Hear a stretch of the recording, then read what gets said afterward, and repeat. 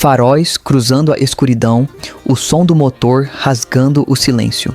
No meio da estrada deserta, um caminhão verde com um sorriso demoníaco no para-choque parece rir de quem se atreve a encará-lo. O rosto é o do Duende Verde da Marvel, mas o corpo é puro metal americano. O monstro criado em 1986 por Stephen King para o filme Comboio do Terror. Dizem que foi apenas ficção, mas bastava o motor ligar para o medo se tornar real. O caminhão, Green Goblin, não foi apenas um acessório de cena.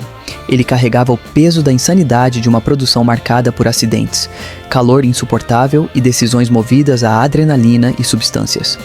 Cada parafuso, cada centímetro de ferrugem esconde uma história estranha, licenças improváveis, falhas mecânicas, lendas urbanas e uma restauração que reacendeu o mito décadas depois.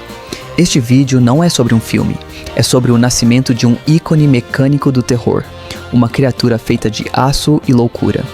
E se você acha que já viu de tudo nas estradas do cinema, espere até descobrir os 10 fatos sinistros que transformaram o caminhão Green Goblin no monstro mais assustador que já teve um rosto de quadrinhos. A conexão secreta com a Marvel. O riso congelado do caminhão na escuridão não era apenas uma invenção de Stephen King. O rosto que o transformava em criatura viva pertencia a outro universo, o da Marvel Comics. Poucos sabem, mas o Green Goblin Truck nasceu de uma negociação improvável. A produção comprou da Marvel o direito de usar a máscara do Duende Verde, inimigo clássico do Homem-Aranha. O estúdio enviou o desenho original para uma oficina especializada em efeitos práticos, onde artesãos moldaram a face em fibra de vidro com mais de 1,5 metro de altura. O resultado era pesado, frágil e absolutamente hipnótico. O sorriso maligno de um personagem dos quadrinhos agora grudado à frente de um caminhão-tanque real. Quando o motor ligava e o sol batia sobre a pintura verde metálica, a expressão ganhava vida. Era como se o vilão tivesse atravessado as páginas das revistas para dominar o mundo físico. Essa união entre o terror de King e a imagética da Marvel criou algo que nunca mais se repetiria no cinema. Um personagem licenciado, transformado em monstro automotivo. E se a origem do rosto já parecia insana, o próximo mistério é ainda maior. Porque ninguém conseguiu confirmar, até hoje, qual era o verdadeiro modelo do caminhão que carregava esse sorriso demoníaco. O enigma do modelo verdadeiro. Se o rosto vinha dos quadrinhos, o corpo do caminhão era um quebra-cabeça da vida real. A equipe de produção nunca revelou oficialmente qual era o modelo exato usado em Comboio do Terror. Nos bastidores, os registros se perderam e até hoje fãs e colecionadores debatem, peça por peça, tentando decifrar a origem da criatura.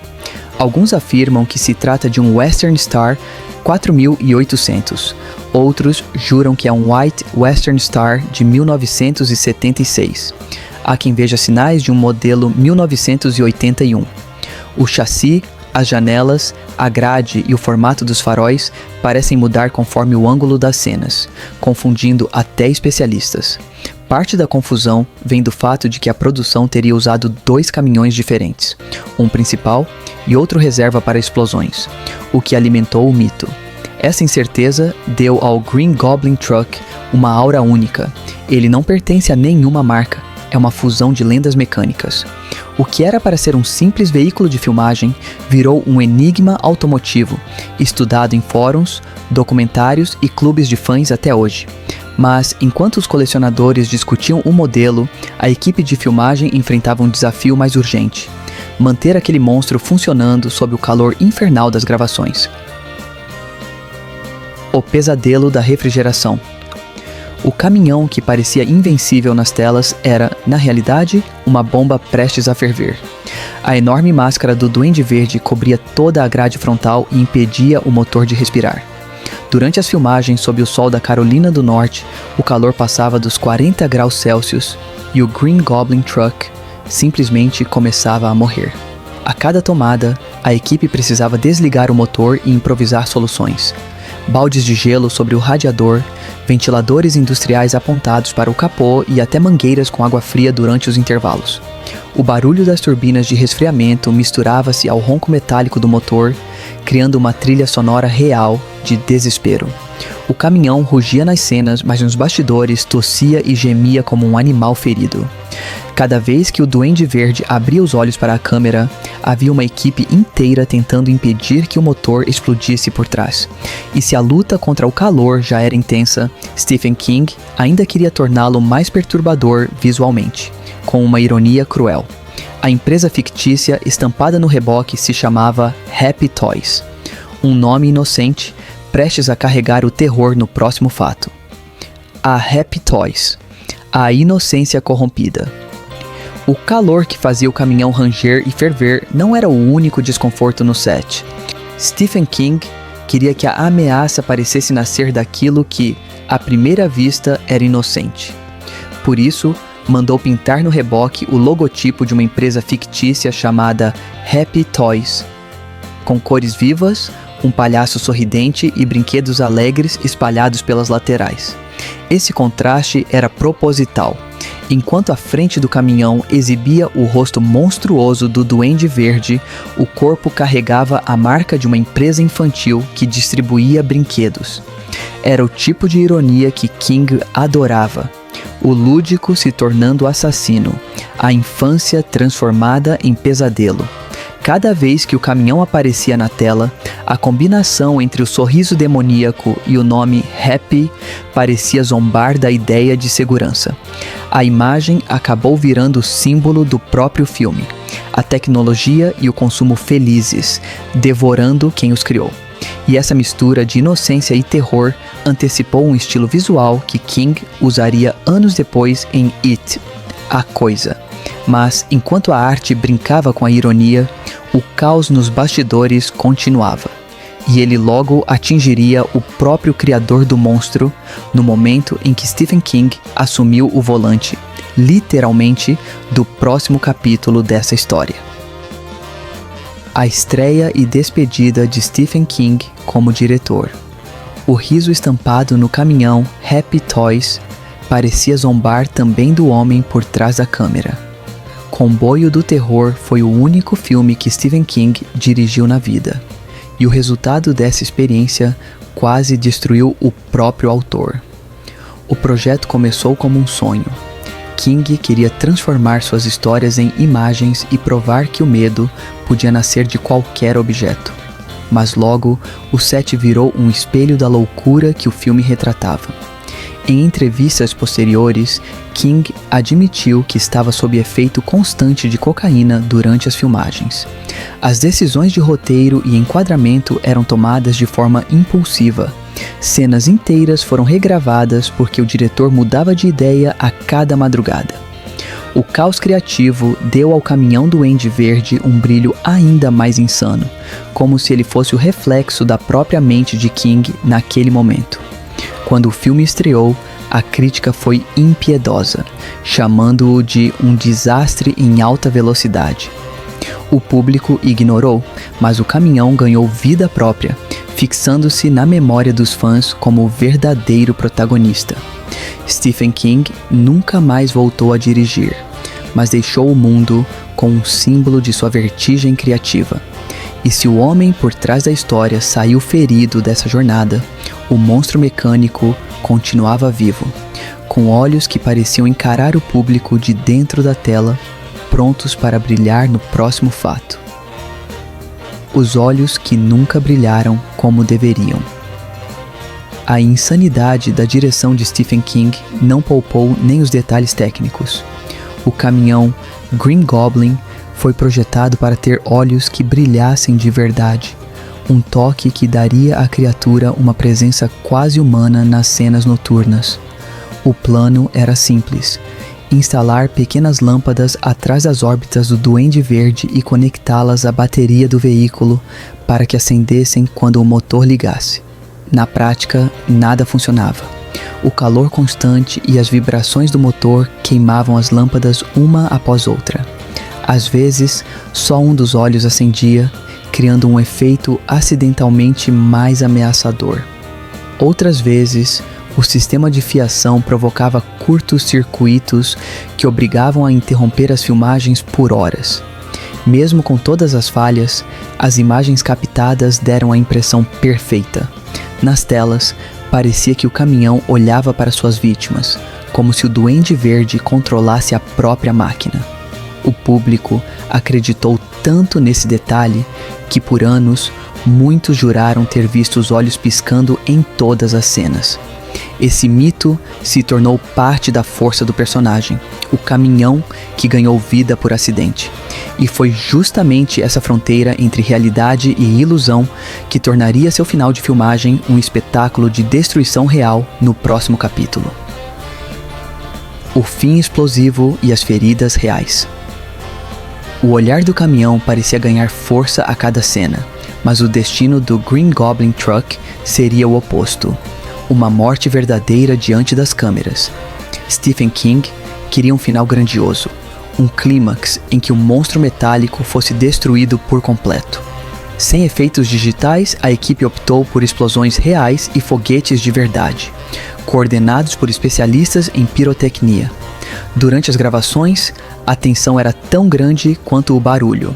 A equipe teve de se proteger atrás de barreiras enquanto os foguetes eram disparados contra o caminhão.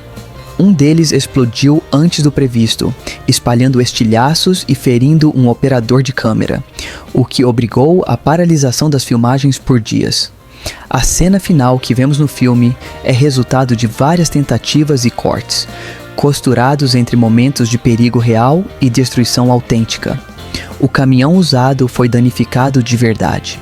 Capô arrancado, fibra do rosto do Duende Verde rachada, pneus derretendo sob o calor da explosão. Nenhum truque digital, só ferro, fogo e adrenalina. Quando o último take terminou, o veículo foi abandonado num ferro velho na Carolina do Norte, como um corpo de monstro que cumpriu sua missão. Mas o fim não foi o fim. Anos depois, alguém encontraria os destroços desse ícone, pronto para devolver-lhe o sopro de vida que o cinema havia tirado. O colecionador que o salvou do esquecimento. O caminhão parecia condenado a enferrujar no ferro velho, mas o mito não acabaria ali. Em 1987, Tim Shockey, um técnico em efeitos visuais de Ohio e fã de cinema de terror, descobriu os restos do Green Goblin Truck por acaso. A máscara estava rachada, a pintura descascada, o chassi apodrecido. Ainda assim, ele reconheceu de imediato o sorriso demoníaco. Comprou o que restava e levou tudo para o quintal de casa, jurando que um dia devolveria a vida àquela criatura.